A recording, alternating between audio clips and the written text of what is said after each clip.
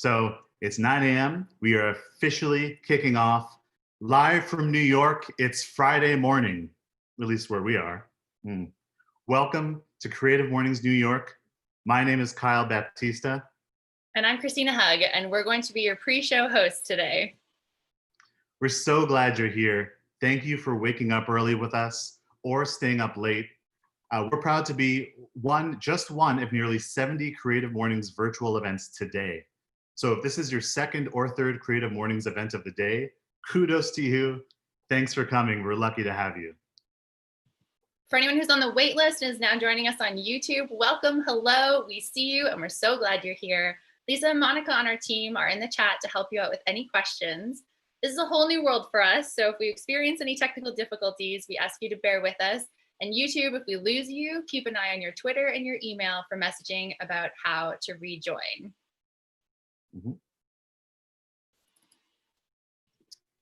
And a note for our attendees who require sign language services, I'm honored to introduce the wonderful Kanara Price, our longtime New York volunteer.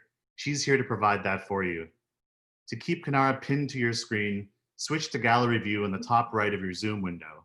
For Kanara's name, find Kanara's name, .asl-Kanara, hover over her video and you'll see 3 dots. Click that to pin Kanara's video. And as a reminder, that can only be done from gallery view. Another important point, change your own name to include .asl at the front. We'll need this to find you later on. Those are the same 3 dots. We'll let you rename yourself as well as find Kanara to pin her. Okay, so for those of you on Zoom, we're gonna have a full welcome to Zoom moment in a little bit. But for right now, we're gonna give you a few hot tips. First off, turn on your video.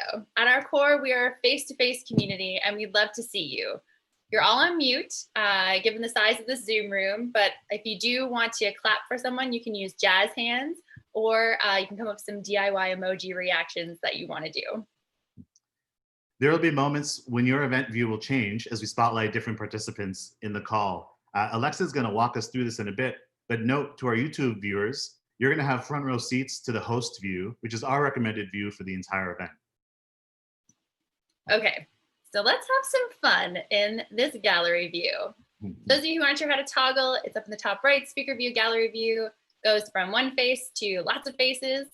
And we want to do a little gallery view test. First, let's do a drink check. Let's see your coffee mugs, if it's afternoon where you are, whatever you may be drinking. Hold them up high. Let's see what you're having. Ooh, I love these. We already noted tiger mug. We've got some people hydrating with water. That's very smart. I see an upstate and chill mug. Very good. So it looks like mostly coffees. All right. It's pretty on brand. Yeah. Next, we want to know if you have quarantine coworkers. So that includes anything like children, partners, roommates, cats, plants, dogs. We'd love to see them. And if they're sleeping, it's worth waking them up for this. Go ahead and bring them on screen. I'd like to introduce my coworker, Ginger. Come here. Come on up. Come on up. Ginger says good morning. Y'all have your coworkers there? I see some cats. I see a cat at Skylar's house. I see some kiddos. I love how many people are getting dragged into the Zoom call right now. Oh, for those of you unwittingly joining our call, thank you for coming. Oh, so many good doggos, so many good cats. Kids, this is awesome. Spouses and roommates. Y'all didn't know you'd be on video to so many people so early. Who knew this was a whole house affair? For anyone just joining, I'm just watching some more participants come in. This is the pre-show. We are Christina and Kyle from Creative Mornings, New York. You are in the right Zoom. I just want to make sure everyone is welcome, turning on their camera, saying hello to folks. We're going to get started in just a little bit. But here's some ways. So we've all been on different Zooms, and we wanted to give you some pointers on how Creative Mornings gathers in a Zoom and some of the tips of the trade, if you might say. So one of them we've kind of covered, and it's basically that pets are highly encouraged. So if you've got some furry coworkers or other people coming through the shot, we want to see them, bring them on out and make sure they are front and center. Virtual backgrounds and Snapchat filters are welcome. Here I'm transported now to Prospect Park. Or do I want to be on the set of Seinfeld? You move so fast, Kyle. Also, DIY backgrounds are next level. We've seen a few of you have kitted out your backdrop. Maybe you even moved some plants around. Alexa has some DIY emojis she's showing up in her screen, as is Julie. So anything you want to do to make your own. We're seeing some Creative Mornings signs. This is great. Make your space your own. And just remember, you don't have to be a statue. Feel free to move around, to stretch if you need to. And also, you can get up, and as you're moving around, if you're going to go make breakfast, if you need another cup of coffee, bring us with you. We'd love to see where you're going, what you're up to. And you don't have to feel like you're missing out on something just because you might be moving around a little. Mm-hmm. But please note, if you're going to the bathroom, leave us behind. Yeah, you can come back for that. And also, this might be the third time we're saying it, but I think it's worth saying again, pets are highly encouraged. So please, show us your pets. We want to see. Definitely. Now we're going to throw it over to our colleague Alexa, and she's going to help you get comfy in the Zoom room. She literally wrote the guide to how to use Zoom. Alexa, welcome. Thank you, Kyle. So lovely to be here. I'm just going to give y'all a couple quick tips on Zoom. First is kind of the basic gallery view versus speaker view. You'll notice a couple times throughout the event that you might be automatically pushed to speaker view, and that's because I'm just trying to highlight certain people as the kind of video director. If you want to be in gallery view so that you can see everybody throughout the event and really feel like you're sitting next to people at an in-person event, just go to the top right corner of the screen and click gallery view. So again, if anytime you're directed to speaker view and you want to be in gallery view, top right, click gallery view, you're great. Another way that we want to help y'all connect is to invite you to rename yourself and add your Instagram handle or social media handle, whatever you prefer, at the end of your name. So you can notice on my name, it says Alexa, and then there's a line and it says Cutler A. That's me. So in order to do that, you can just go to participants. So you click at the bottom of your screen. You'll see a little pop-up, find your name and hover over it. And then you can click more or ... and click rename. So I'm going to invite y'all to do that now. We're going to do some breakout rooms later. And that way, if you find someone who you connect with or you're really excited to collaborate with, it'll be really easy to find them after the event. Awesome. I see some people doing that. I'll be tech support in the chat along with a couple other CMNYC people, so you can always ask us to repeat these things. Another quick note, if you'd like to be put in an ASL breakout group, you can please put ASL in the front of your name. That way we can know and we can put you in the group. Something y'all will notice right now is that you are muted.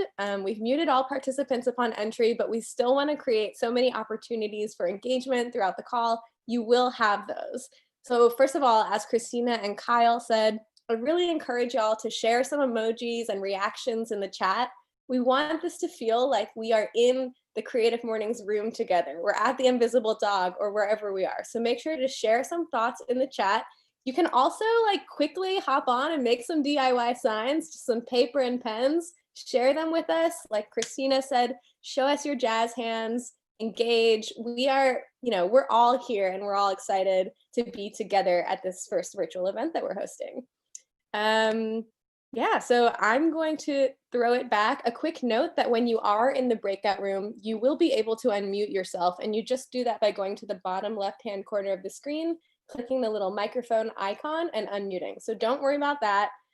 We got that, and we are so excited. All right, passing it back over. Thanks, Alexa.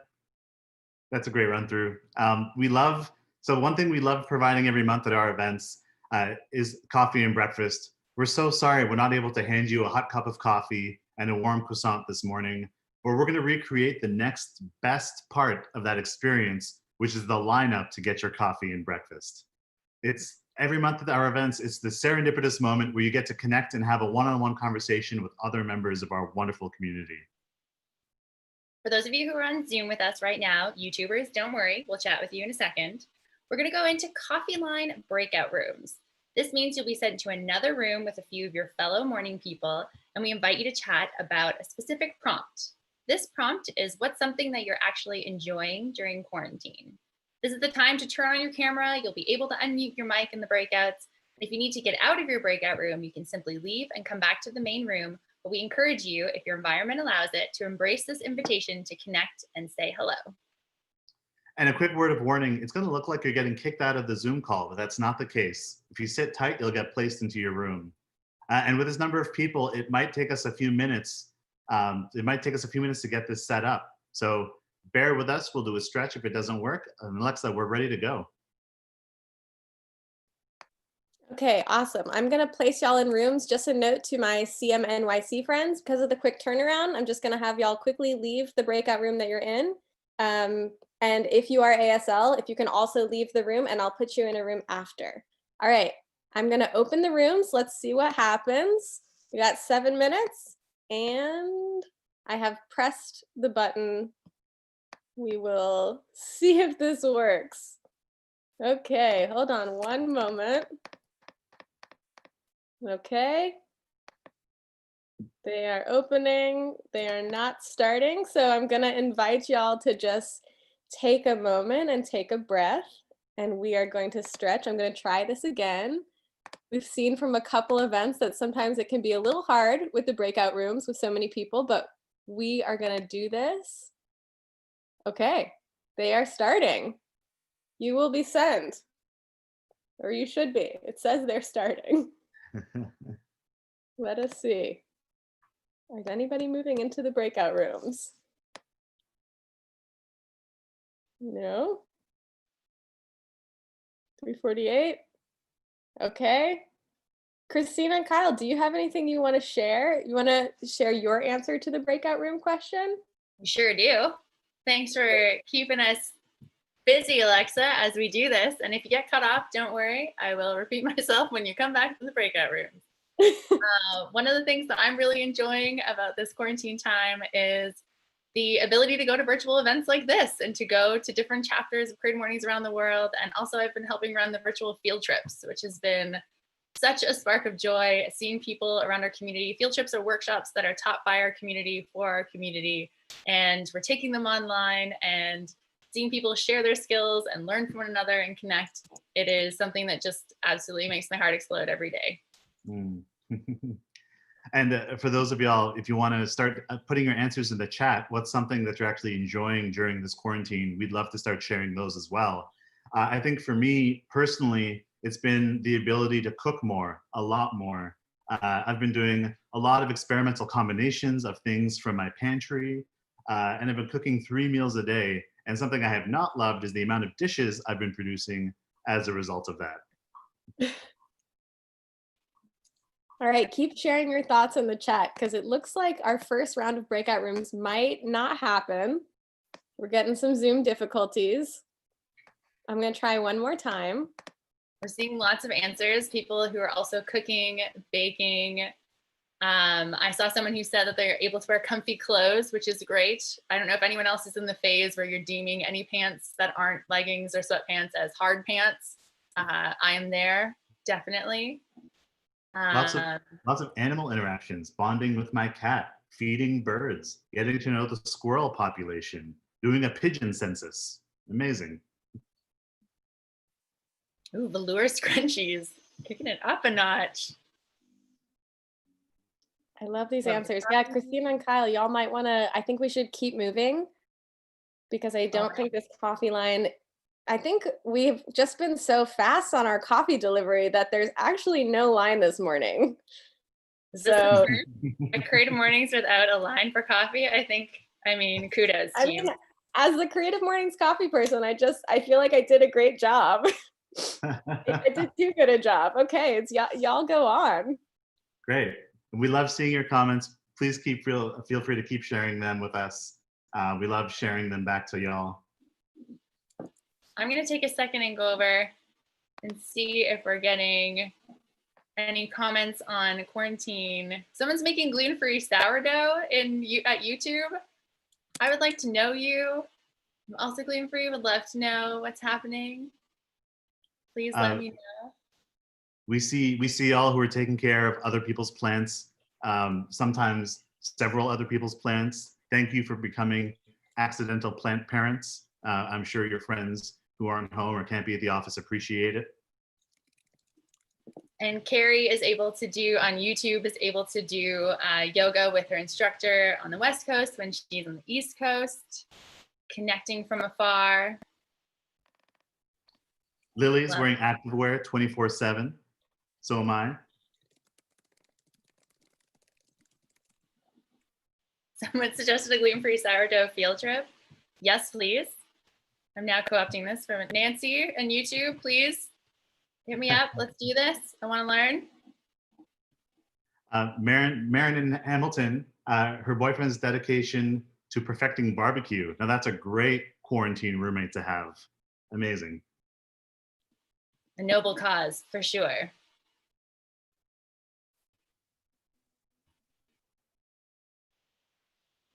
Lots of yoga. Priscilla, that's great.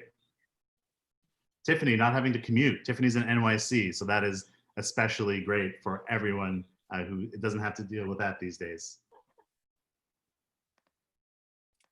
Ooh, a virtual cocktail hour with friends.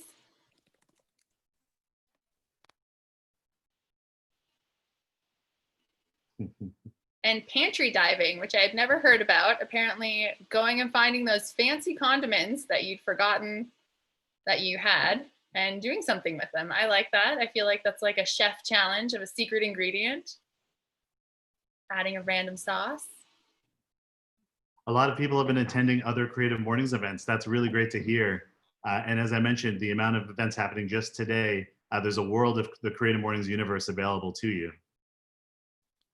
And just a heads up, if y'all aren't familiar with how to use the chat option, it's at the bottom of your screen. You can just click chat and that way you can share what you're thinking.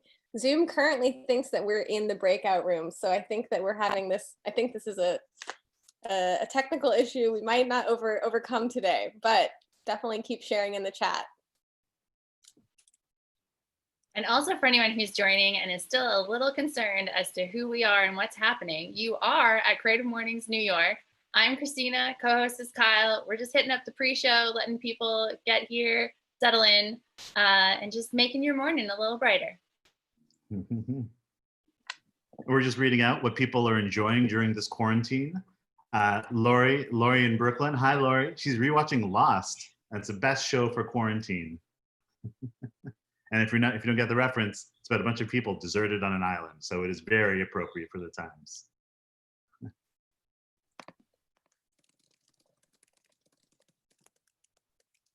A lot of workouts from home. That's amazing.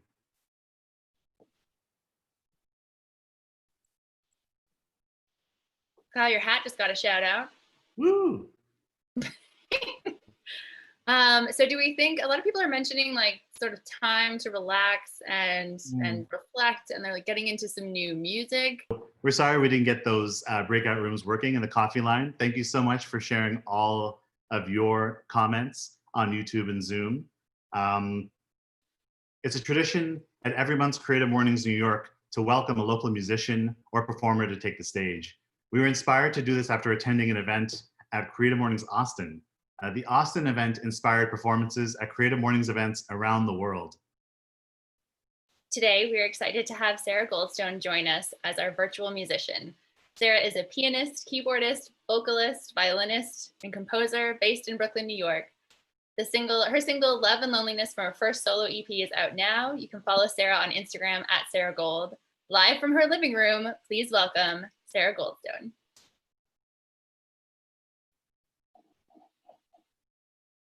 Hi, everyone. Thanks to Creative Mornings for having me. It's so nice. This is a song I wrote back in January. It's about self-reliance and knowing yourself and what you can give to someone.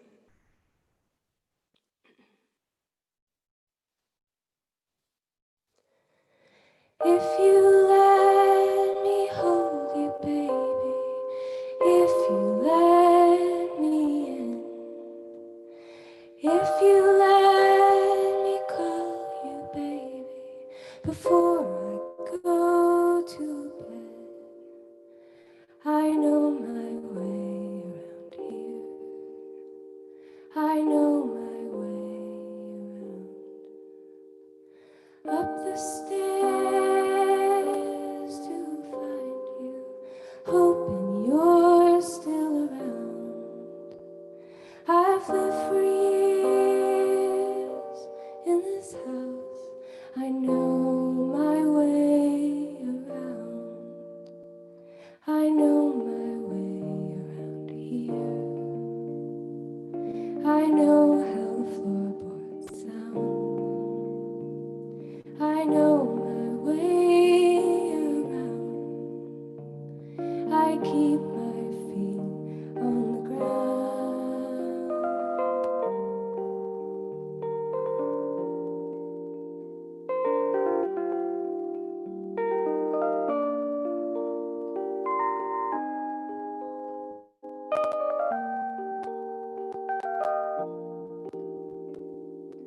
West Coast kids, they just wanna go back. You can't make them stay. Walk these streets for a while till they fly away.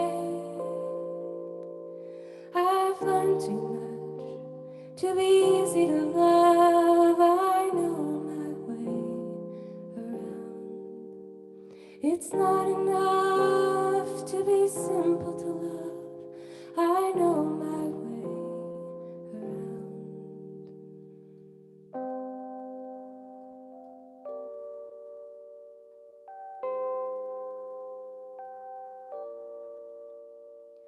I've learned too much to be easy to love. I know my way around. It's not enough to be simple to love. I know my way around. I keep my feet on the ground. I've lived for years in this house. I know how my voice sounds. I keep my feet on the ground.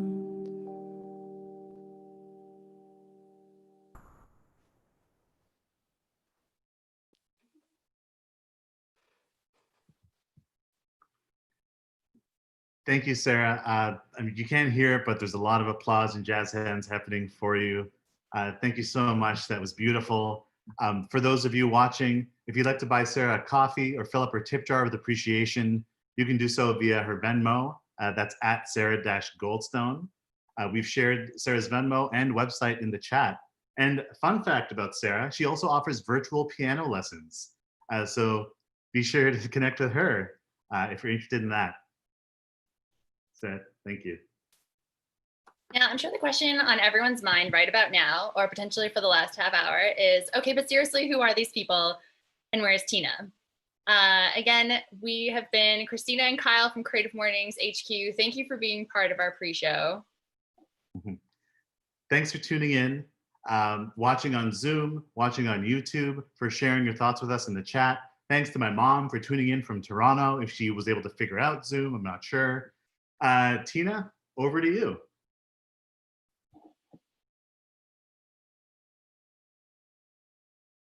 Yeah, good morning, everybody. Thank you so much, Kyle and Christina. This pre-show made me very happy, and I think going forward, we need forever have to have a pre-show. I feel like a rock star that just had the best pre-warm-up band. So thank you so much.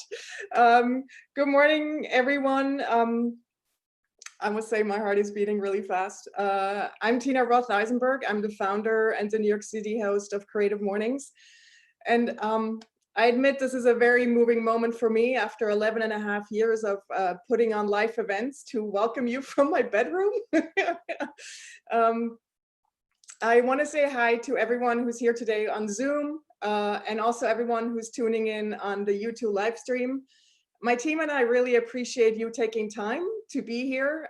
Especially, I know a lot of us have video conferencing fatigue, so we appreciate you making this a priority. I started Creative Mornings because I believe in real connections being made face to face and not behind a computer screen. But hey, if it takes a moment like this to find new ways to connect, I'm here for it. I'll take on the challenge.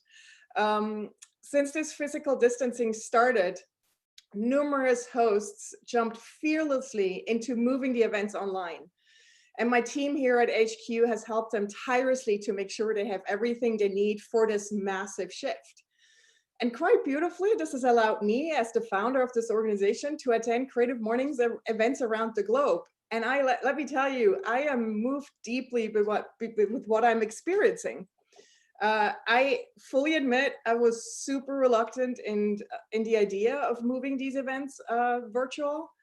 I'm a feeler. I love to be in the presence of people. I didn't believe that we can replicate the magic of what a real Creative Mornings feels like, but our organizers have proven me wrong. They have proven me that when done thoughtfully with love and care, digital gatherings can actually touch you. It can make you feel warm and fuzzy inside, and it can be deeply meaningful. So thank you for changing my mind on that. While I admit the Zooming thing will never replace IRL for me, but in a time like this where we are right now, if we are saving lives by staying home, we adapt, we learn to gather differently. I believe that Creative Mornings exists to align hearts and to create human connection. And if for the time being, this is how we have to do it, so be it. We'll figure this out. We'll find ways for you to make connection like you did before. And I really believe that the world needs community right now, this kind, forward, loving type of community more than ever. And I believe that if this moment is teaching us something, I would say that there's a global aligning of hearts happening, a global understanding that we're all one. That we're all connected on this beautiful, fragile planet Earth. For me, it's a true privilege to be running a global organization with volunteers in over 67 countries and really seeing this aligning of hearts at play. If you're one of our chapter volunteers from another city tuning in right now, I want to thank you for all your hard work that you put into making your Creative Mornings events happen, and especially now that you're moving them to the digital space. What you're doing is really making a difference. So while preparing for today, my team and I, we thought long and hard about how to translate the magic of Creative Mornings from the real life events into this digital space. And it was a really interesting exercise to think about what is essential to bring the spirit of Creative Mornings to a place like Zoom. We kept certain elements and we ditched others. For example, it was really important to me not to have slides. I want you to see each other, stay in that gallery view, see people's faces and smiles. I don't want this to feel like a webinar. So make sure to take advantage of the gallery view. Feel free to ditch me as the speaker view, okay? Instead of slides, we have hand-painted signs, analog for the win. And we are eager to hear what you think of today's event. Let us know what resonated, what you would love to see more of. If you have ideas how we can make it better, we are here for it. Just tell us after the event, there's going to be a survey that goes out. Please let us know. I feel like I'm learning a whole new way of putting on events, so I'm here for all of the ideas you have. All right. So for those of you who are Creative Mornings regulars, you know that every month we have someone special from within our community read our manifesto. The manifesto really sets the tone and sort of reminds us of our values of our organization. And today I have the honor to welcome Collier Murchison. She was born and raised in New York City. She's a communication and education strategist. Hi, Holly. There you are. She lives in North Carolina. She's a former Creative Morning speaker and also just became the host of the new chapter in Winston-Salem, and which makes me so very happy. I have followed Holly for years, and I can wholeheartedly say that she's an incredibly thoughtful and kind human, and I'm so happy to have her here with us today. Holly, please take the stage. Thank you so much, Tina. I'm joining from my magical garden here. It really warms my heart to see 384 people on this. This is wild. So I'll lead with the manifesto. Everyone is creative. A creative life requires bravery and action, honesty and hard work. We are here to support you, celebrate with you, and encourage you to make the things you love. We believe in the power of community. We believe in giving a damn. We believe in face-to-face connections and learning from others, in jazz hands, virtual claps, and virtual snaps. We bring together people who are driven by passion and purpose, confident that they will inspire one another and inspire change in neighborhoods and cities around the world. Everyone is welcome. Thank you so much, Holly. We appreciate you so much, and I can't wait to attend your first event in Winston-Salem. All right, who is here for the first time? Maybe raise your mug or your hands, or I want to see first timers. I see some of you. Hi. So here's where at a regular event, I usually say after the event, I want you to feel really welcome. Come up to me after the event and I'll give you a hug. I don't really know how to translate that into a world of Zoom. So just consider yourself hugged. Oh, what the heck? All of you consider yourself hugged, not just your first timers. So happy you're here. For the first timers, you might not know that we're actually happening all around the world and not just in New York.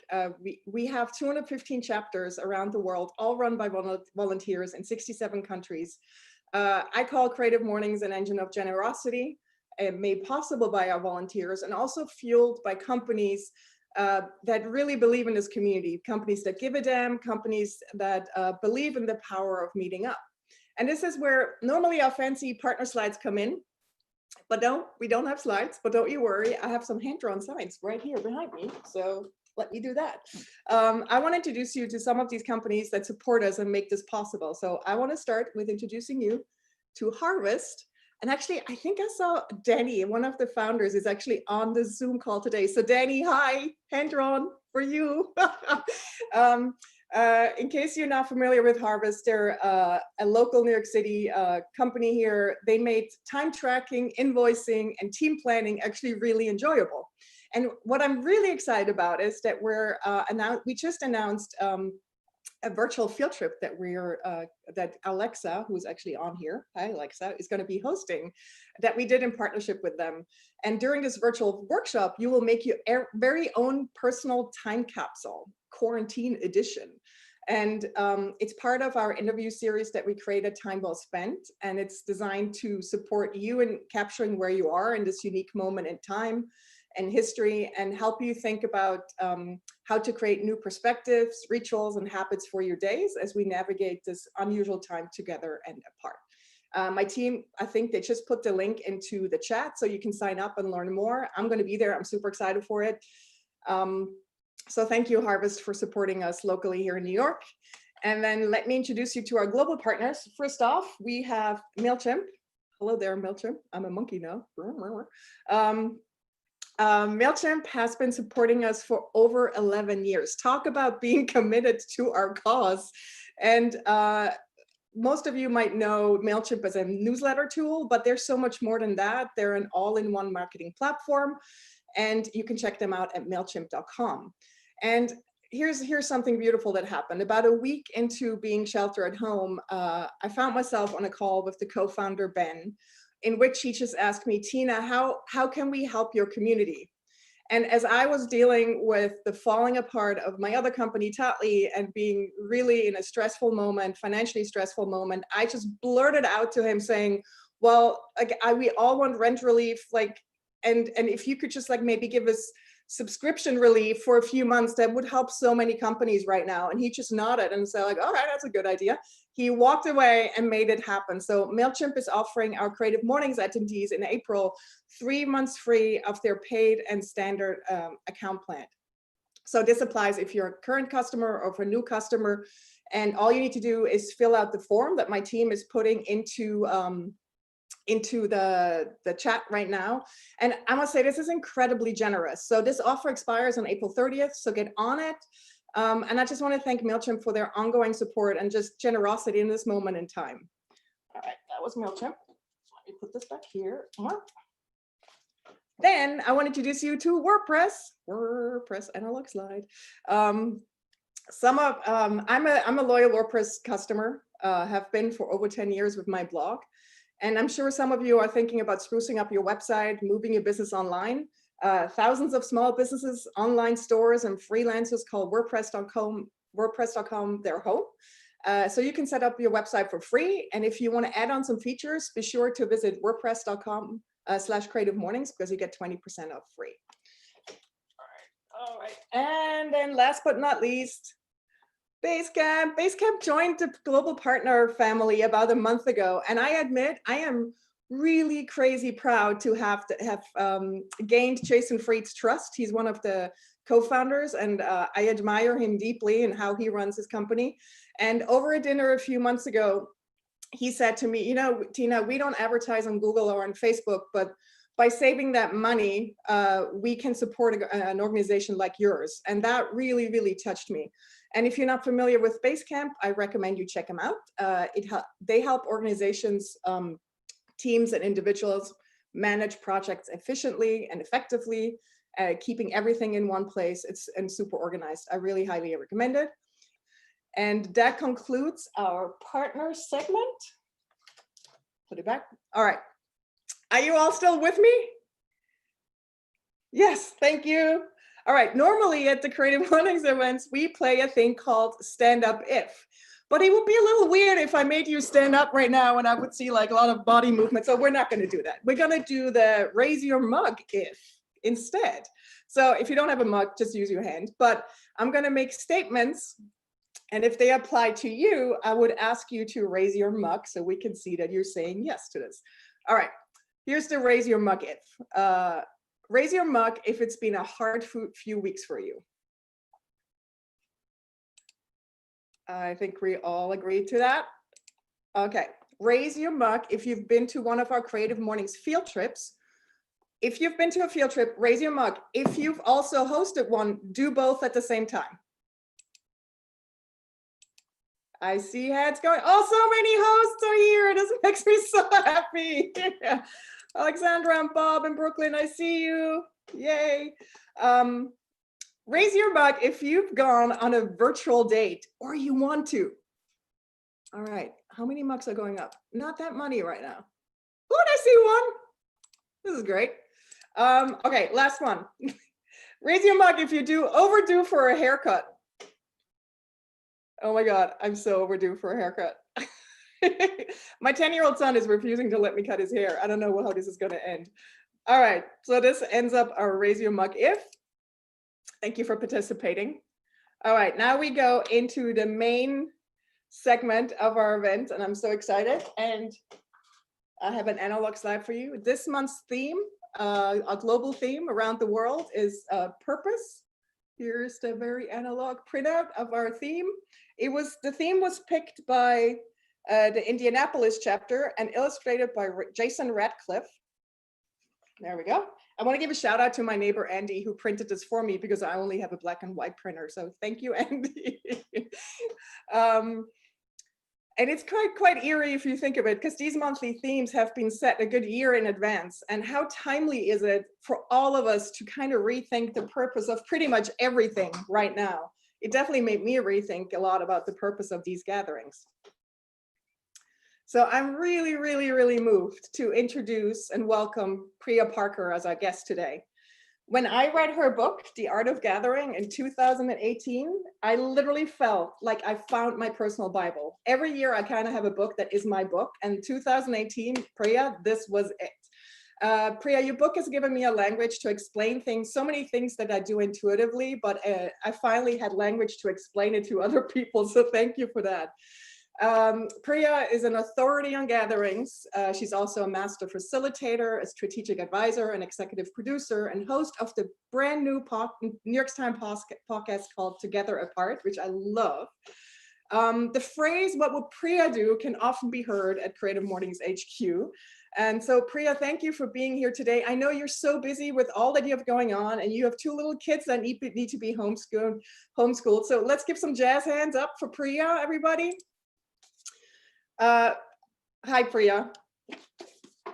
Okay. Priya, on March 6th, you texted me, and the text said, "Tina, what are the internal discussions on Corona across the chapters? And what are you doing about the New York City event?" Priya, I swear, my heart stopped, because up until that moment, I was pretty much still in denial about for what's ahead.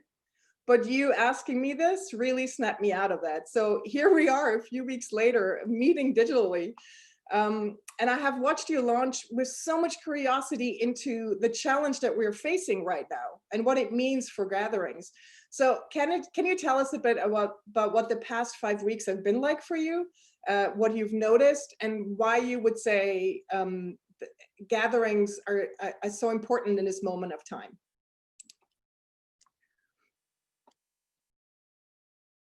Have we lost Priya right now? It looks like we might have lost Priya. She's here, but her video does not seem to be working. Oh, okay. Let's see. Let's see what happened, because she was just here a second ago. She was. Another great moment for a stretch break, everyone. Who's feeling stiff? Love Let's us. get those hands up there. Priya, she's in the call. She's in the call.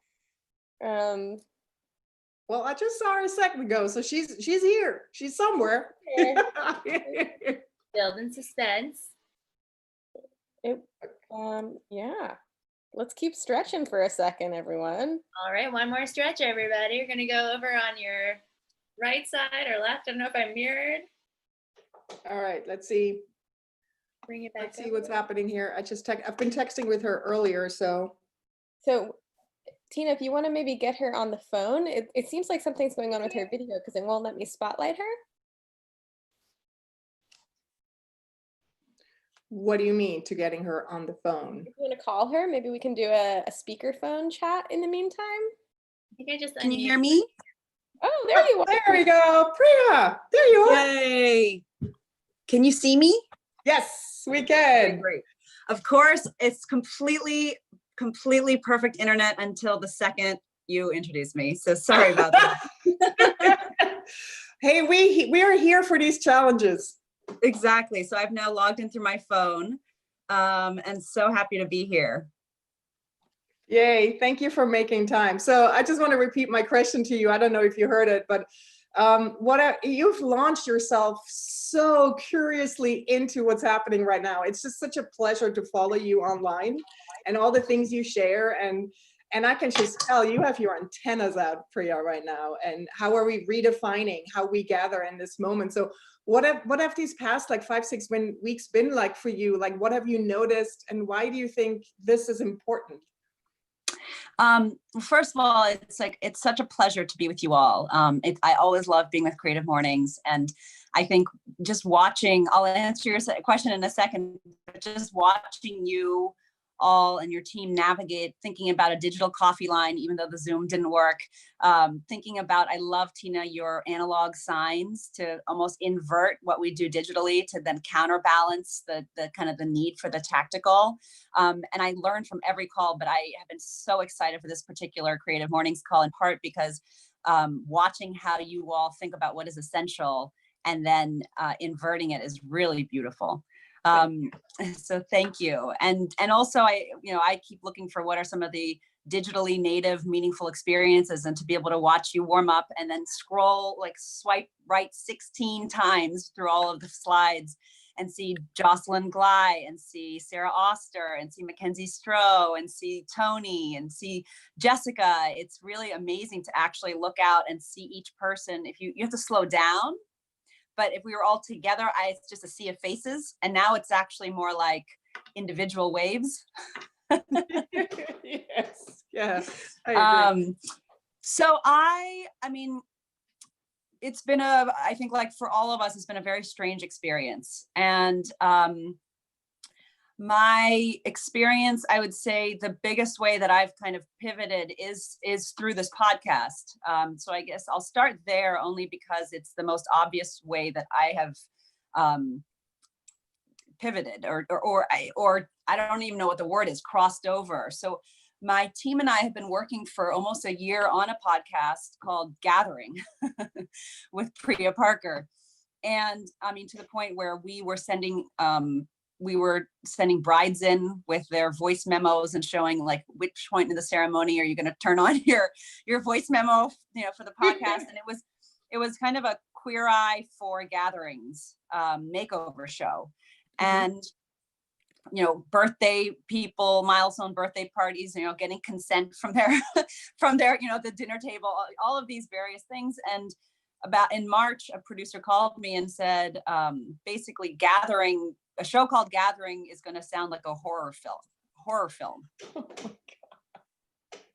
And it was like my little gathering heart was breaking, not, just realizing the implication of what he was saying, which is the world is ungathering. And so we thought about it, but my emails and my DMs kept on, were being flooded with, what do we do now?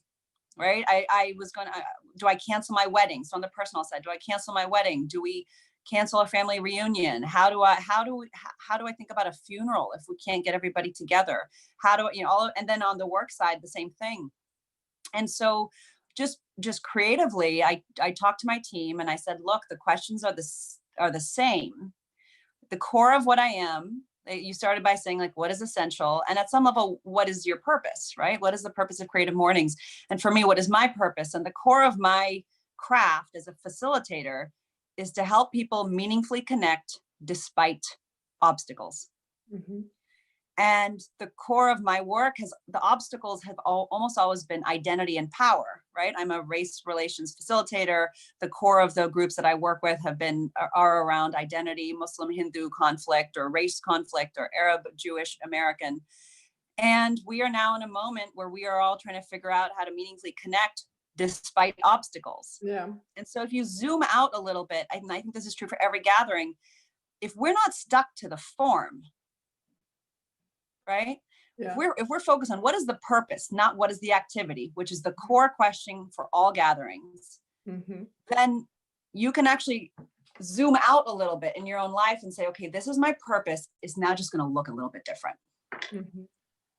Wow, what a good challenge to tackle. And I mean, to be honest, I am just so grateful you're here and as a voice and as a leading guiding light for all of us. I really am looking to you all the time for this. So thank you for this. I must say I'm loving your podcast. You're in your 4th episode, I think, or 3rd right now, right? Yep, we just launched the 3rd. I must say that one quote you said where like you had this tunnel reference, and I so related to that, sort of saying that we're kind of in this, it's not about the light at the end of the tunnel. It's more like we're in a really long tunnel. We don't even know how long this tunnel is. So can we create light where we are, not just at the end? And I really love that metaphor for the time we're in. So can you maybe speak on that a bit, on like sort of how do you think about that as we're in a long tunnel, and how do we make light in this tunnel right now? I got a phone call from an older sister, an older sibling. And she said, my younger sister, we're 13 years apart. I'm feeling really badly for her. She's 17 years old. Her prom is canceled. Her graduation is canceled. Her end of class field trips are canceled. All of these sort of things that marked the end of high school. She got into college. She just recently got a note from the college that the fall might be remote learning. And she had a really tough time in high school, and she kind of felt like there was this light at the end of the tunnel, right? She's finally going to get out of this place, finally go fly to Vermont in this case. And it just seems like the tunnel is getting further and further away. And her 18th birthday is coming up, and now she can't even have a party. And so the episode really explores the relationship between these two sisters, and I talked to both of them, and we design a birthday party for her.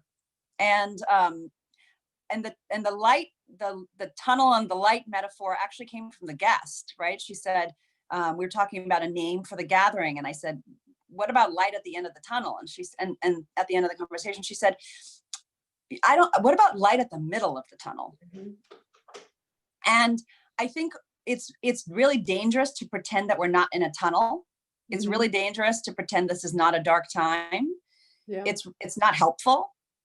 And I think part of what, but I, my lens or my toolkit is gathering. And I think when you create meaningful gatherings, right now, mostly virtually, though I think there's some interesting physical distancing gatherings happening as well, those can be potential sparks of light. And in this case, not to give away the spoiler, every gathering for a birthday party, right? Not just the pointy hats and the candles and everyone zooms in and says hi, and you feel nice in your community, but it doesn't build anything. It's not generative. But how can you actually uniquely use the elements that allow us to digitally gather and create kind of new situations? And so what they ended up deciding is, she always loved reading, and the 17-year-old, but she always did it in private, and it was kind of this thing that she hid. She thought it was like not cool, and everyone else is at a party and she was hiding. And part of what we got to in the conversation was her kind of coming of age, coming out as a whole human being, And so the party is going to be a readathon, and they're inviting their friends. They chose one book that she would love, and this is a tradition from German theater groups. Also, college groups do it sometimes. You read one book aloud for the entire duration it takes. So it's like a 14-hour gathering. And this was just an example of not trying to replicate our offline gatherings online, but actually starting to ask, what is unique to this time, and how do we actually create digitally native, meaningful gatherings? Yeah, which is the question we're all here to answer, right? By the way, this is like one of those things you don't have happening. My cat just jumped up on the desk, threw over my coffee. It's dripping all over me. Like, hey, we're here for it, right? We can improvise. This is all good. Like, it's can we get a screenshot of that coffee off my desk right now? Oh gosh. All right. Oh my God, I just love it. I love it. I While really you're feel cleaning like, up, yeah, exactly, cat problems. While you're cleaning up your coffee, I saw a chat ask, do you sync up after every chapter? No, this is actually, the experience is you read it aloud. So you read aloud the entire book together. It's you sit and people come, and you can come and go. You can go and get a meal. People come back, but it's literally like a 12-hour. You're hearing a book aloud. It's like reading a book on tape, except it's analog. And you set your camera in this case, and you have this experience together. See, I feel like I am so energized by seeing how creative people are in coming up with new ways of gathering right now. I mean, I run a choir here in New York, and the person that inspired me to run that choir created a thing called Sofa Singers. And I must tell you, like, and he's a Creative Morning host, right? Yeah, not a host. He spoke in December of 2018. He spoke, okay, yeah. Me, and he runs choirs, and so he created this thing where he's singing in Wales in his living room, and has like thousands of people tune in, and it's muted, so you sing in the comfort on your own home. It feels like singing in the car, but you see all these faces, and you're singing together. And I would say it was such an absurd experience, yet heart opening. So what other things have you seen that made you go, whoa, that is creative? Yeah, and I'll also just comment on that. Oops, here's my co-quarantine buddy coming in. So no, I'm literally on. Okay, just come say hi. This is my quarantine buddy. Hi everybody. I'm gonna just improve Priya's Wi-Fi very quickly. Improve Priya's Wi-Fi. Oh my God, he's the tech support. He's my tech support. This is incredible. So apparently the reason why I lost you all is because they switched the Wi-Fi the second you introduced me. Okay, let's see. That is so funny. Well, we're here for it. It's all good. I just love that Anand is tech support. By the way, Anand, congrats on your show. I loved it. I don't know if you can hear us right now. Guys, I literally have coffee dripping all over my floors and my pants right now. Yeah. I'm here for the firsts. I really am. Who of you has read Priya's book? Tell me in the chat if you read her book. Okay, I think it's actually better to just do it this way. Can you hear me? Yes. I'm just going to go back to old school.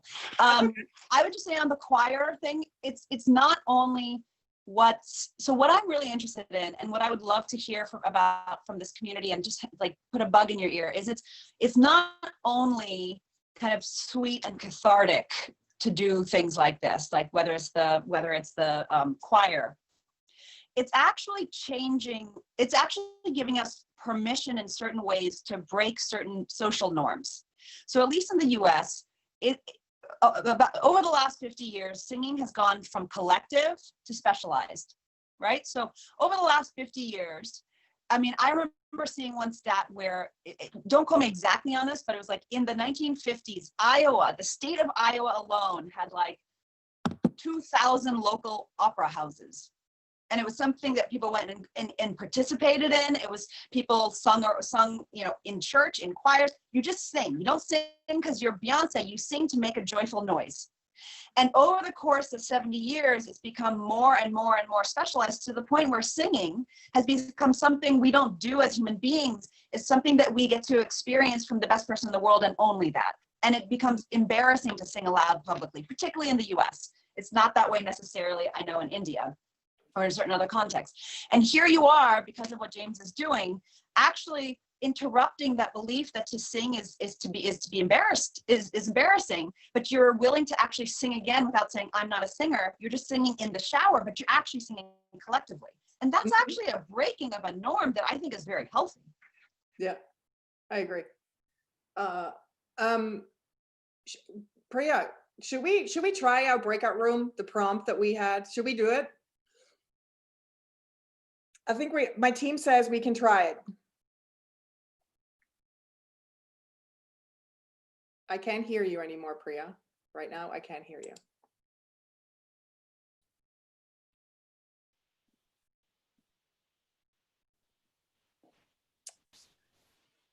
I mean, Priya, I really love your jacket, and I love that we're color coordinating to a certain extent, but I can't hear you anymore.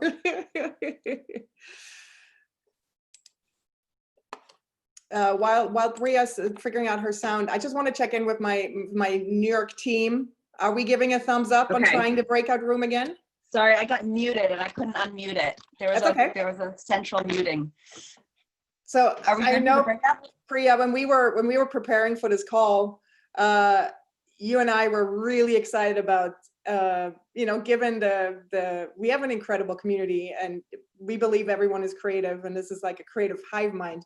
So you and I were really excited about using this as a hive mind, sort of to really generate ideas, or just collect ideas, what people have seen, how people have really gathered meaningfully in this digital world. So I think we should try to breakout room one more time. Like, my team feels very confident that it And can I just give an example? Yes, please do. So what we were talking about is, I'm really curious, and looking around the internet, of how have you seen people gather meaningfully virtually? So not necessarily like going in cars or standing 6 feet apart, physical distancing. I think that's a separate question. But virtually, how have you really seen people take advantage of this digitally kind of native time? And it came from a tweet that I saw by a guy named, he's at Aaron Z. Lewis. You should follow him.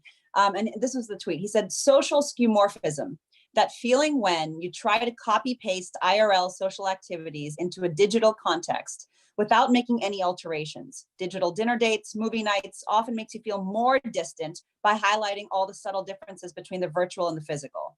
And then he said, I think a good heuristic is, and here's the question, what can we do in digital spaces that's impossible to replicate IRL? Versus how do we take what we're used to and put it on the internet? Mm-hmm. And so the prompts that we have, and I'll say one more thing as an inspiring example. It's a little risque, but I loved it. So at Jimmy Riss tweeted, I was at a Zoom party And at the end of the night was maybe 8 folks in the hot tub room. Everyone was in their bath at home, all chilling, the hot tub together. And it turned into Naughty Truth or Dare. And it was a rad and unprecedented for me experience that felt natively digital. That is amazing. You also had a really good example with Zoom backgrounds, right? Yeah. So in our conversation, I called Aaron Lewis because he's really thinking very, very creatively about this question. And I said, what are some of the other ways people are starting to think about creating digitally native experiences? And he said, so one idea that I've recently been playing with is, you know, it's hard to sense what people are feeling or thinking in a room. And he said, what if, and he was talking about team dynamics. So on one exercise for teams analog is you have these 6 different colored hats. If you're feeling or thinking or playing a certain role, leader, follower, bystander, you put on a yellow hat or a red hat. This is an exercise facilitators often do. He said on Zoom, what if a team agrees to have like 6 colors as their background Zoom and code each color with an emotion or a thought or a feeling? And when you're having a conversation and, you know, you're just feeling irritated, you push the yellow. If you're feeling triggered, you push, you know, orange. If you love an idea, you push red. And he was making it up, but this idea that like, we are just at the very beginning of actually thinking about not transmuting our IRL gatherings necessarily virtually, but what can we uniquely do that is an opportunity, particularly for people on this call who are, you know, obsessive organizers and gatherers and really sophisticated thinkers. How can we actually begin to encourage, to experiment with these tools in a way that create meaningful connection when you're not physically together? Yes, this is amazing. So I think we're going to try this again. So we're going to send you all, we're going to try this into a breakout room. And the prompt is, so here's how we want to set this up. And actually, by the way, Priya and I are also going to be in them, so we might end up with you. For if they work, designate someone in your group to be the note taker, because we want to collect these ideas, things you've seen that worked, ideas you have that could work. And then the note takers, when you come back after the breakout room, post those into the chat, because we want to collect all of these ideas and share them back with you. And also, there is a tweet in the New York City chapter that Emmeline has put up where you can keep adding your ideas as they come, so we can all as a hive mind tap into those. Okay, so the prompt is? The prompt is, have you seen people gather meaningfully in the digital world? What creative ideas have you liked, or what ideas do you have? Do you want to add on to that, Priya? Yeah, just how have you seen people gathering meaningfully in the digital world, like really pushing the boundaries of the digital world? What creative ideas have you heard about or liked? Yeah, so we're going to try this breakout room thing again. If you don't like your breakout room, if you don't feel comfortable, you can always leave the room, okay? And then we come back and we share what we've learned. Alexa, let's try this, or Christina, whoever is doing it, let's try this one more time. And I'm gonna, by the way, this is my cat, Rebel, who just knocked over my coffee. Oh my gosh, his name is Rebel? No, I just called her a rebel because she pushed I was like, that's her name. I call her Rebel now. And this is where she likes to sit. You know, this is her spot. All right, can I hear from Alexa or Christina if we're trying to make this happen? Control center, what are we doing? We are trying to make it happen. It is currently not happening, but feel free to stretch. Feel free to stretch. Okay, Lulu, I need to stretch. Oh my God. Okay, goodbye, cat. All right. Do you get any indication if it might happen? The button appears clickable, but once clicked, unknown. I've seen this issue with really large Zoom rooms, unfortunately. Same. And unfortunately, everybody, we couldn't test this. Because we couldn't have like 500 people just in a swoop here with us. All right, if it's not gonna work, I would say we're gonna improvise and we just gonna have you put it in the chat, I would say. Like, can we try this? Can we try put it in the chat, and then whoever has the master control, unmute that person and let them talk about it. So if you have a specific example that you think is worthy, this is like decision filter, right? Is worthy for the entire group to hear, no pressure.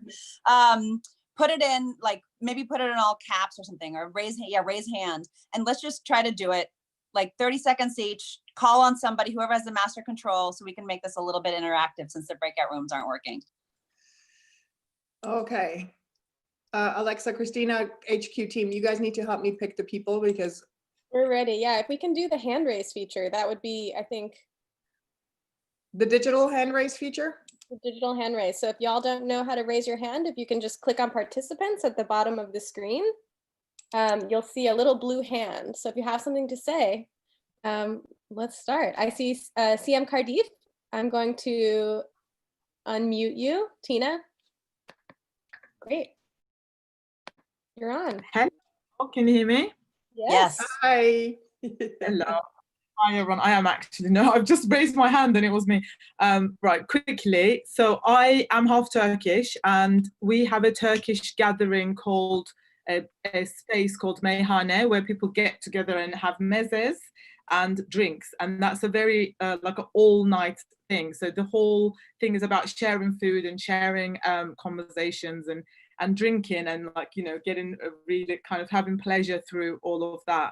And this gathering by one of my friends was being done physically, obviously in London, but he had to carry it on to online. And now he's kind of found this way where he can create different tables, and we all get our raki. I don't know if you know what raki is. And we all like cook our little mezes and everyone sits down with their food and raki, and we can see every other table interacting with each other. We can't hear it, so he mutes it, and then sometimes he'll unmute it so we can kind of shout out up to other tables. And I think now he's trying to basically get this to become an app so we can have online meyhanes, which is the closest thing you may know is a tavern, like a Greek tavern where you'll go and gather with friends to drink. Lovely. And when you say tables, do you mean each person's physical table in wherever they're sheltering in place? So online, he's managed to create table 1, 2, 3. So there is one screen where you can see different tables and kind of the little heads of the people there. I think he's using Google Hangouts for this right now. See. And if I want to, I can reserve my table on, say, 1, but I can, during the session, I can actually go to somebody else's table and say hi to them.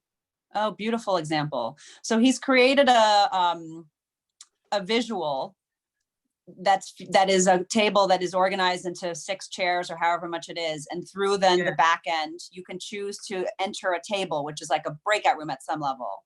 But by calling it a table, he's actually creating a very different relationship to each guest. Exactly. Yeah. Beautiful. So everyone has a different experience, but also a common experience. That's beautiful.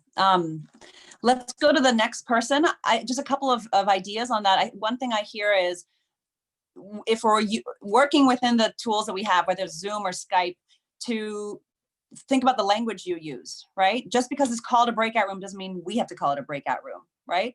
You can call it a table. You can call it a igloo. You can call it a basket. You can call it a, we have 4, we have the living room and the kitchen and the sofa and the dining room, right? Be creative about your language. You don't necessarily have to inherit the language that these designers created, not for this purpose. I love that. Let's hear a few more examples. I'm going to call on Jocelyn. All right, Jocelyn, you are unmuted. Oh, hey, everybody. Jocelyn! Hi, Jocelyn. So this is something that I did actually, which Tina knows about. So I practice Reiki, which is a form of energy healing. And because of this whole crisis, I started doing distance Reiki. Normally, you do Reiki in a one-on-one setting in person. And so I started doing distance sessions. I actually did one with Tina, a one-on-one session. And I was doing them with a bunch of friends, just kind of support and, help them through this time. And I realized there's a lot of commonality to like, I also learned how to guide people through it with my words. I usually don't speak in a one-on-one session in person. I had to switch and do this kind of guided meditation, like using my words for touch. And then I realized there was a lot of commonality to what I was saying to people. And I was like, wow, I wonder if we can do this as a group, you know? So this idea of like doing basically like mass Reiki, like mass energy healing, which would have never occurred to me in a different setting. And then so I did the first one last week. I'm actually doing another one next week. I did it on Crowdcast. And so it was like maybe over 250 people came together. And then I had them all like lay down, and like after we did an introduction and kind of said hi, everyone laid down and didn't look at the screen. I had some tech glitches which happened, which were pretty funny. But you know, basically then talked everyone through this. So it's this really cool thing where like 250 plus people from all over the world came together, and we all moved through this kind of like energy healing meditation together, and you know, just did something that was really restorative for people. And you probably wouldn't have done that, Jocelyn, if it wasn't for this moment in time. No, absolutely. And I think Jocelyn, go ahead. Sorry, can I ask you a question about that? Yeah. So it sounds like there's two things you did. One is to start to figure out, when I can't touch somebody, what are the tools that I have, and how do I transpose touch, in this case, into language, right? Yeah, totally. And then the second is, how does it shift the social contract between you and the client that you're individually serving when you're then doing the same thing with 250 people, some of whom you don't know what their body is like or have a previous existing relationship? How does your role shift when you're moving from an individual intentional connection to a collective crowd? I mean, I think I'm still figuring that out to a degree. You know, what is it like to somehow to like interface with the energy of, you know, 250 plus people versus a single person? And that, you know, I think, you know, I've done this once at this point, so I'm still figuring it out, but I think it's more about tapping into like, okay, what do we as a group collectively need, you know, and doing that work, like doing the Reiki or doing the energy work, is completely like improvisational and intuitive. So it's really about like just what comes to you in the moment, and what are we kind of doing, you know, what's coming from this group energy in the moment. But I think it was also interesting figuring out like how do we get on this digital space where we usually see each other's faces and make people feel comfortable like laying down and doing something like a little bit different. Like that's something that's kind of interesting too. Like you're talking about how we use these tools in different ways. Yeah. Let's go to the next person, but just a few ideas, if I may. One is, when you move from 1 to 250, particularly if you don't know who they are, the social contract does change. And so one thing you may want to play with over the next few experiments is to create some preconditions that is on whatever the invitation is, to say, this week we're going to be focusing on this. If this is true for you, then I invite you to join. If not, don't. Or these are 4 ways to take care of yourself while you're about to do this. Or like, not disclaimers so much, but filters. And you can do a lot of work through the invitation to figure out what is it that you are able to actually focus on, so that people are self-selecting in. Beautiful. I think Kyle has some questions or examples from YouTube. Is that right, HQ team? Yeah, lots of examples coming in from our YouTube stream. Hande has been holding breathwork groups with people all over the world. And Hande also hosted a field trip called Breathwork and Vision Board Making earlier this month, where all the participants made collages together, which is super cool. Katie said, we started a virtual show called Boxes, where we all come together in our boxes for a bi-weekly activity that's judged by a series of hosts. And some examples: creating a costume for royalty, pitching a product. And she said it's so much fun. We have Kristen, who shared that she hosted a virtual sound bath Creative Mornings field trip last weekend. I'm not purposefully calling out all the field trip hosts, just FYI, just finding the examples at random. It was so wonderful to connect. It was amazing to see the power of sound travel all over the world and connect with the community. And I really like this one from Samantha, who's been cooking at home with her mom and her brother. They pick a pantry meal, they make a cocktail, and they toast while they cook and eat from their respective kitchens over FaceTime. And Samantha closed with, it makes her Sundays brighter. One thing that I'm interested in, and just to plant a seed with you all, is if you've read The Art of Gathering, you know I'm a fan of heat. Oh, yes, you are. And heat can come from many places, right? Heat is conflict, healthy conflict. Heat is risk. Heat are stakes, right? Like gatherings matter when there's some element of stakes in it. And like the hot tub example made everyone laugh.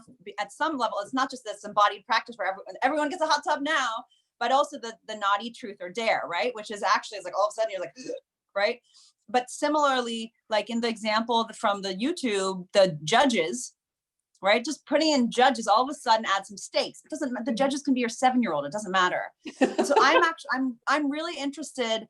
I think loneliness and connection and just comfort and company is deeply important. And it's one vector, right? The second that I'm hearing some of the categories is service, right? Reiki is service, sound baths are service. At some level, even song, like singing, depending on the relationship, is service. And I think there's this kind of third category that I'm interested in to really push it is, if we're in this for a while, how do you create gatherings where there's healthy conflict? Mm-hmm. What does risk look like in virtual gatherings, right? What does relevance look like in virtual gatherings when it's not just nice, but there's some push in it? And I think we're all, I mean, I know I'm like a cat in the headlights, deer in the headlights, deer in the fog, whatever the analogy is. and we're just kind of coming out of it. And right now, like it's almost like Maslow's hierarchy of gathering needs. Like at first you just kind of need to make sure you're okay with the people that you love and connect with. But as we start kind of waking back up, and if this is for a long time, I think some of the deepest needs right now from a gathering perspective is learning how to design and host and hold gatherings with heat. Competition, you know what's so interesting, exactly. You know what's so interesting, Priya, is that actually because of our tech failures, we actually have now moved spontaneously into what we were all afraid of, because we weren't sure if just giving people the mic, because we've had unfortunately some really bad Zoom bombing examples in the other chapters. So we were really aware of the risk we're taking by handing the stage to, you know, someone in the audience. But here we are, and it's beautiful. So, I mean, I feel like we've moved into a very risky area by doing what we're just doing right now. But I want to call out Hayden. I think Hayden is lined up to be our next example. Yes, I got a thumbs up from Alexa. Hey, yeah, how's it going? This might be really simple, but I think the breadth of my ideas has really opened up. I taught a couple classes or had some small groups, like a book group or some other things, which I had done locally. So it's just, you know, the 5 people that came to visit in my city. And now being able to do a digital or converting these things into digital meetings really opened up my breadth. I invited my mom to a couple things like Kyle, and the idea of inviting people who wouldn't have been able to attend to be able to attend helped me connect in really cool ways. And like I got to see my dad teach his class and things like that I wouldn't have been able to do. It's really nice to even just peek in and to experience other people's lives through this digital. It's a beautiful insight. And I think to me, it's one of the cracking opens in not just in personal, but in the public sphere, right? Mm-hmm. So I got an email, a text a few weeks ago from a friend who proposed to her girlfriend. She fortunately said yes. And then they like opened the computer and there's 140 faces of their community from around the world with signs saying like, love is not canceled. And she texted me later and she said, what was so beautiful about it was like, my grandmother came, my grandmother was there. And my like nephew who's studying abroad in Japan was there. And if it was not during this Corona time, if we had an engagement party, my grandmother couldn't attend, right? Or if we had an engagement party, like someone in Japan couldn't come. This is actually, it's changing our idea of who can actually participate in some of these gatherings. But this is also happening at the public square, like the Supreme Court, for the first time in its history, is meeting virtually, is hearing the entire procedure virtually, and is live streaming it from the public to the public. So this element of like who can see what and why is going to ripple through all of our gatherings, and I think starting to also look at structures of power. I so agree, and I'm so glad you brought that up, Hayden, this example. By the way, happy belated birthday. It was your birthday yesterday. I had the same experience. I just want to share this because I felt like I got a glimpse into a bubble that I'm normally never in by participating. I was invited into a Burning Man healing group they always gather at Burning Man, and because it's now virtual, they are gathering on Zoom. And my friend invited me in, and I'm not necessarily going to Burning Man, but I'm intrigued by it. And here I was participating in this group, and to me, it was almost like I felt like I can now tap into different worlds that I couldn't before easily. So I think that's a wonderful example. I think we have one more, Priya, before we're going to conclude. I think Matthew is next. Is that right? Hello, everyone. I just want to say everyone looks so amazing today. It's so fun to see everyone. This has just been amazing. Thanks, Matthew. I do a project called Subway Therapy, where I invite people to write on sticky notes in the New York subway. And I've always allowed people to contribute online, and then I write their notes for them and put them up in the subway in New York. But as you can see behind me, I write the notes for people that respond to different questions. And so I've actually been accruing all these different sticky note walls that are responding to different questions. And so I do things like that. I highly recommend it if you have a community that you want to write questions for. And I'm actually going to be doing this next week. If people don't know about it, the Municipal Art Society is going to be doing a bunch of online programming for Jane's Walk NYC, which celebrates Jane Jacobs. She was a really amazing activist in New York. And so as an activation with them, I'm going to be collecting people's favorite places in New York. This is actually like the announcement, I guess, that I'm doing this. So I'll be collecting people's favorite places, writing them on sticky notes, probably drawing really bad illustrations of them, or inviting some friends to do illustrations of the things that people send in. Very cool. Yeah, I have more things I'm doing, but I don't want to hog the time. The question is, how can we move this also virtually? The sticky note wall, right? Yeah, so there are a couple of things that have popped up of people like doing virtual sticky note walls, but I don't know, there's something about the physicality of it that I think is important. And so I think I could transport it online to have like a visual of sticky note walls.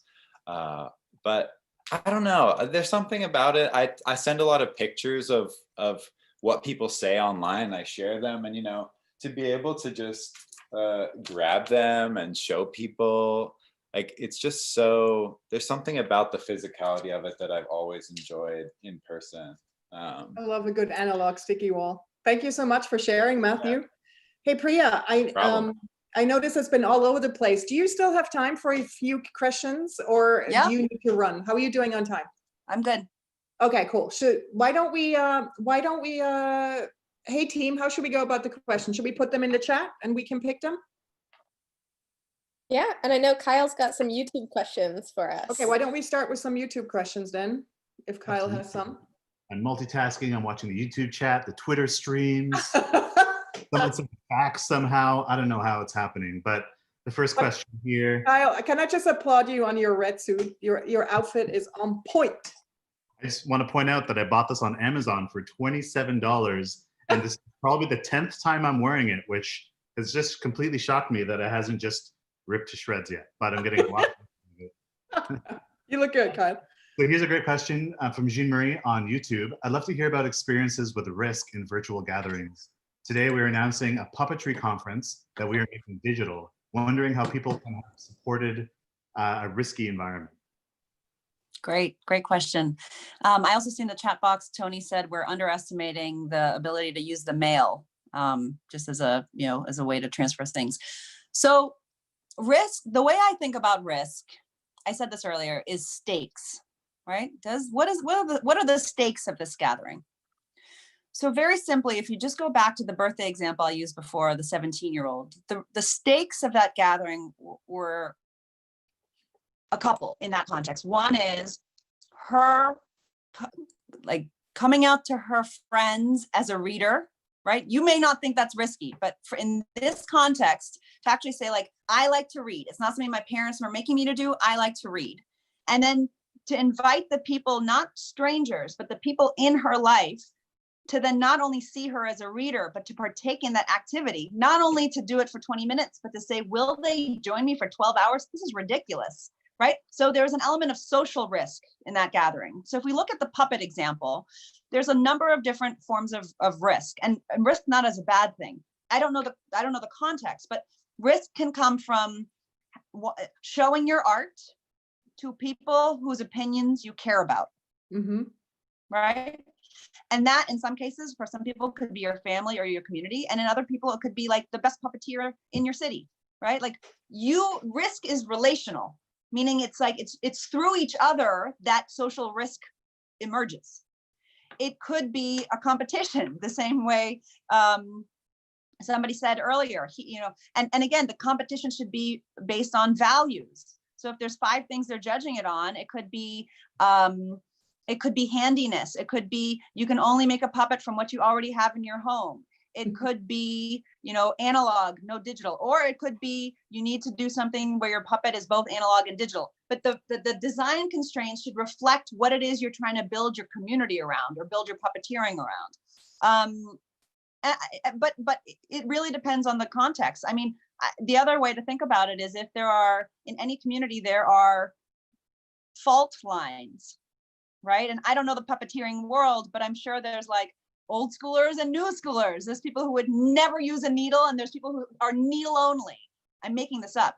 But what if at the beginning or at the end, you get you have a debate around the kind of the 3 most deeply controversial. I mean, just now we were having a little bit of a debate about Post-its. It was really interesting to watch in the chat. And some of the debates, so I saw end analog Post-its. I saw no, analog Post-its are the thing that you actually need texture, you need physicality.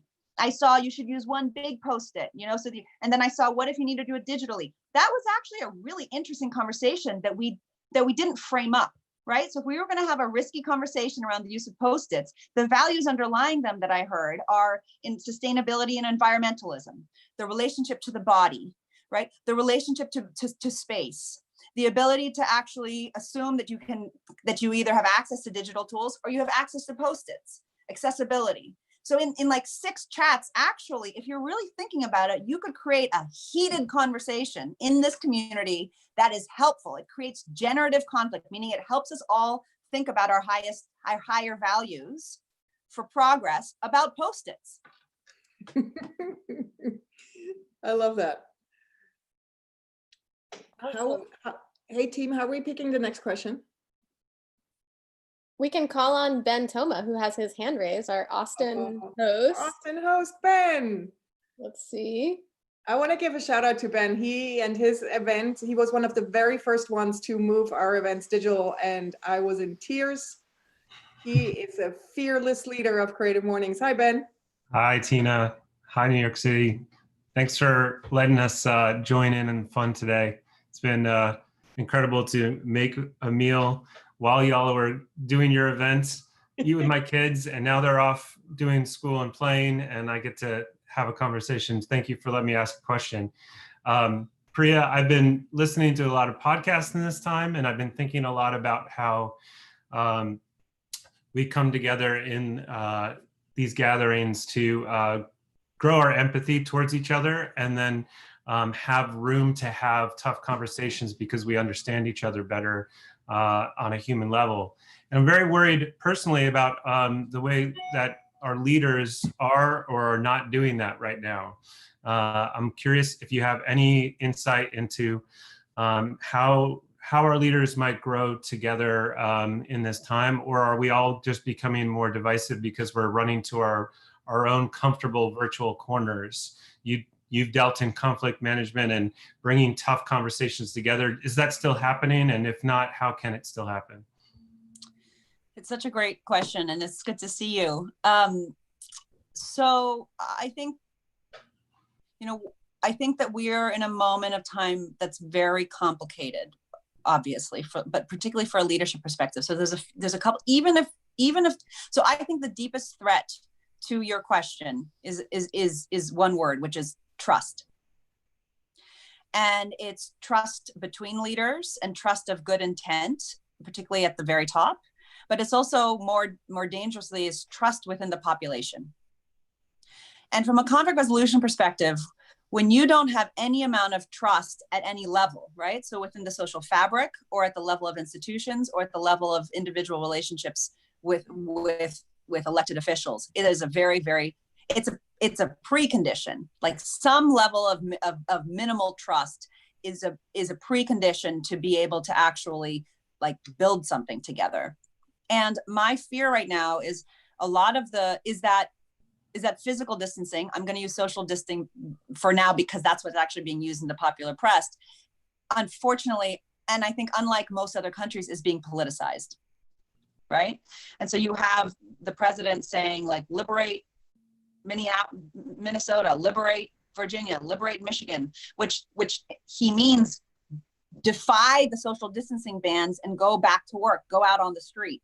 And so I think one of the things that's really complicated right now is we and our leaders are both trying to figure out, I mean, the questions on this call are pretty sophisticated. How do we virtually gather? How do we think about coordinating? How do we coordinate groups? How do you, all of these different technical and sociological questions. And they're trying to do this simultaneously while the social civic fabric is completely frayed. So to be honest, I'm worried.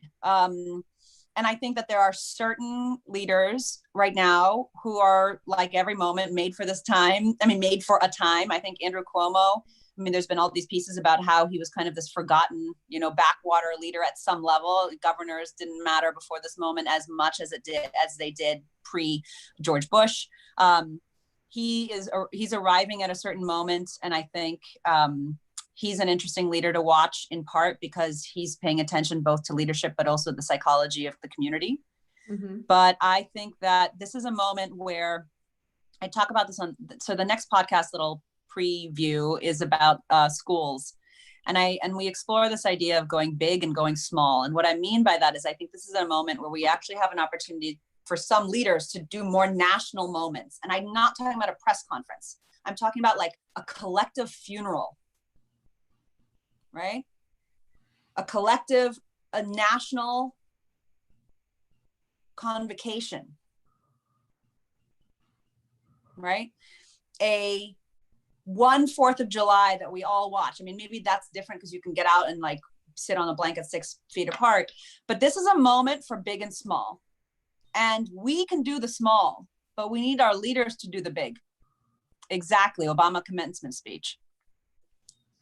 Or, and I think Obama is okay personally because he's not currently in a position of authority, but for many in the country, he's a divisive figure. So I don't know who it is. And actually, I'd love to hear, but exactly, a national graduation ceremony, not just for the seniors, not just for the families, for all of us, right? We all feel badly for those seniors. What would a national prom look like? But it's not just one. Then you have to figure out what's the small embedded local versions. And like, we got that. I love your call for that, Priya. My gears are turning, and I think, yeah, when we prepared for this call, you sort of said something along the lines of like, this is catapulting us into the future, like pushing us so quickly into what is possible and how we gather. And yes. I really love that notion that this is just really accelerated right now. And it's forcing us to. Yeah. I think looking at the clock, and I'm sure people have busy. I unfortunately, we need to close. I could talk for hours with you. I'm just so appreciative of you being with us here today, and braving all the Wi-Fi issues that we all had. Yeah, thank you for bearing with me. Thank you so much, Priya. It really means a lot to us and the community that you were willing to share with us. And please follow Priya. Like if you're interested in what she's doing, the work she's doing, go to priyaparker.com, sign up for her newsletter, follow the New York Times podcast, subscribe to it. It's called Together Apart. We'll send all of that. It's also in the chat right now after the event as well. But Priya, thank you. And can we all give like the jazz hands to Priya or whatever? Thank you. And can I make one more call to action? Yes. If you have, I know you're putting together all of these ideas and I can't wait to see them. If you have other ideas, you can also to email me, but also if you have a future gathering that's been canceled that you're trying to figure out, particularly if it's remote work meetings that you're trying to figure out where there's like a specific challenge, or if you have anybody who are trying to figure out gatherings in hospitals, or in the activist space, please, so you can submit potential podcast episodes at priyaparker.com/podcast. And I know the people on this call are thinking very deeply about a lot of different gatherings. And so we would love to hear from you. Oh, that's and amazing. Thank you for having me. And thank you for continuing to figure out how to create meaningful connection around the world. I see Cluj-Napoca and Lisbon and Bombay, and it just warms my heart sitting in New York, seeing all of you. So thank you. Thank you, Priya. And now we are going to Kyle for this 30-second pitch wheel. I've got just the thing for this. 1 second. Let me get out of the way. Let me get out of my own way. This is another tradition for those of you joining us for the first time. This tradition comes from the Toronto chapter. And again, this event, as well as most of our events in New York, are just an amalgamation of the amazing ideas that our volunteers come up with around the world.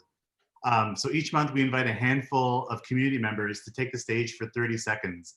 They can pitch a room of wonderful Creative Morning people, anything they want. If they're looking for work, if they have a passion project, if they're hiring. This month we've selected 3 community members making a difference in New York during this pandemic. We're starting with Amelia Burris-Granger. Amelia, welcome. Take it away. Hi, I'm Amelia Burris-Granger, and I'm here to tell you about Face Mask Aid. We're a volunteer-run organization providing washable and reusable 3-layer non-PPE masks to frontline workers. We supply pre-cut kits to home sewers in the New York area and then distribute them out to essential workers, 6,000 so far. You can purchase masks with our 1-for-1 model, donate directly to our GoFundMe, request mask donations, volunteer with us, or start your own. Learn more at facemaskedaid.com. Thanks so much, Amelia. And I practiced saying your last name and I still screwed it up. I'm sorry. Thank you so much. Next up, please welcome Peter Macario. Peter, take it away. Hey all, my name is Peter Mercario. I just want to spotlight mutual aid and everything that's going on. I'm a community moderator at Greenpoint Community Strong, which is a Slack hub connecting neighbors in Greenpoint and Williamsburg to share resources, have fun, most importantly, provide support to neighbors, frontline communities, and frontline workers affected by COVID-19. I'm also part of the North Brooklyn Mutual Aid, and one of the many kind of incredible mutual aid organizations that are happening around New York City. And I encourage you all strongly to join any mutual aid area group that's in your area or your neighborhood, because that's really important, just to be connected and make sure that you're supporting kind of the neighbors and the neighborhood that's around you. You can find them on mutualaid.nyc. And more importantly, once we're connected by mutual aid, we can create a better city, create better communities, and create better gatherings. So thank you so much, and hope you guys all can join. Thank you, Peter. Thanks so much. Now, Emily Smith. Hi, I'm Emily Smith. I'm the founder of Chorus. Chorus is a matchmaking app where friends swipe for friends. We're all about bringing community back to dating and making it less lonely and more human. You always swipe for others, so even if you're partnered, you can support your single friends. And in the wake of quarantine, we also just launched Dating Roulette, where we pair daters on mini video dates to facilitate more authentic ways to meet each other.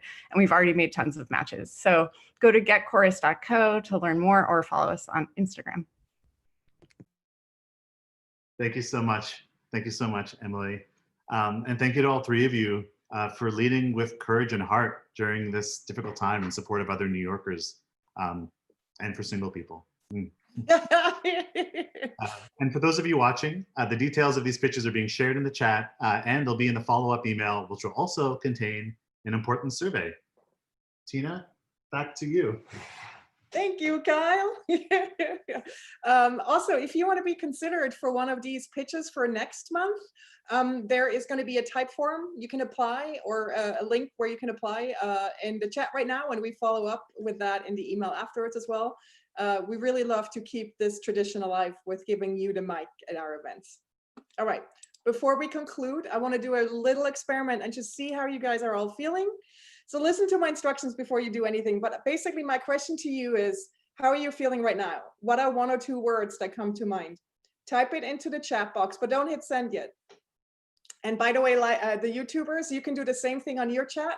So what are you feeling right now? What is it? Anxious? Is it happy? Is it like whatever it is? No judgment here. put it in, and at the count of 3, we'll hit send. 1, 2, 3, go. Whoa, happy, soulful, buoyant, hungry. Me too. Stuck, connected, relieved, caffeinated, uplifted, inspired. This makes me happy. This is beautiful. I feel very relieved that we're almost at the end of our very first event, to be honest, and I can't wait to change out of my soaking wet coffee pants. So this is it. Our first Creative Mornings New York Digital. I want to again thank my team, Kyle, Christina, Julie, Lisa, Alexa, Emmeline, Catherine, and Monica for their hard work in putting this together. I have a whole newfound respect for all of our hosts around the world. Ben, I'm looking at you and all of the other hosts for moving these events digital. You are moving mountains, and we see you and we appreciate you. And if today's event has made you feel connected, some of you said, and has really nourished your soul, tap into our field trips. They're small workshops led by people like you, connecting our community, spearheaded by the wonderful Christina, who's making them all happen. They're just a beauty. I've crafted with people, I've stretched with people. I mean, it's just so beautiful. And I really feel like we all need to feel this connection in the time we're in. And Field Trips is here for you in between the monthly events. And if you're hiring, if you happen to have lost your job, check out our job board, or just check out our job board. We're happy to help make connections here. And closing out, I just want to thank you all for being here. Thank you for showing up. It's really cool to get a glimpse into your homes, I must say. Some of you are regulars, and now I see where you live. This is kind of cool. And I would like to ask you to really think about how you can create magic among your people, your family, your friends, your interest groups for this time that we're in. Pick yourself. Don't wait for anyone else to pick yourself. We all can make a difference. Invent your own way of bringing people together, be puzzling, virtual dinners, game nights, book clubs.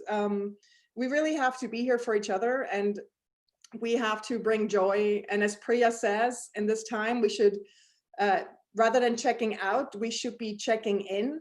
And we really have an opportunity to be creative with the digital tools that previous generations couldn't have imagined. So during this unpredictable and painful time, let's invent creative, meaningful ways of being together apart. I want to thank my team once more. You're wonderful, you're the best. Our organizers around the world, we're so happy to see you here with us in New York. And as always, I want to end with a quote. Do not be dismayed by the brokenness of the world.